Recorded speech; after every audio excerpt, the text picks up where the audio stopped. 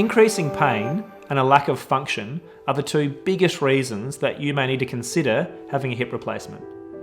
Some patients will be able to manage quite well with pain relief, physiotherapy, and some natural supplements.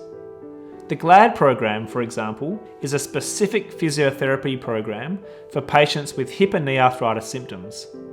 It aims to help patients reduce their pain and increase strength and mobility. It's worth speaking to your physiotherapist about this. The decision about when is the right time for a hip replacement is a complex and personal one. However, I would strongly encourage you to make a decision based largely on your level of pain and loss of function. Or put simply, how badly is your hip affecting your quality of life? You simply do not need a hip replacement just because an X-ray or MRI scan shows that you have arthritis. Many patients have arthritis, but their symptoms are quite mild. There is also no rush to have a hip replacement. You have plenty of time to think about your options and try alternative treatments. However, over time, arthritis symptoms do worsen as your joint continues to wear out.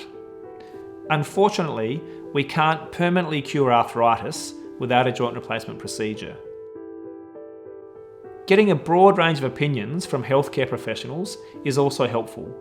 Your general practitioner and physiotherapist are great sounding boards. They are people you know and trust, and they also know you and your health history. In my experience, most patients have told me that they eventually reached a point where they just knew it was the right time for them to have a hip replacement. Ultimately, this is a personal decision for you to make. If you would like to talk to me about your hip, then please ring my rooms at any time to make an appointment. If you haven't already had appropriate scans, I can arrange for these to occur before I see you.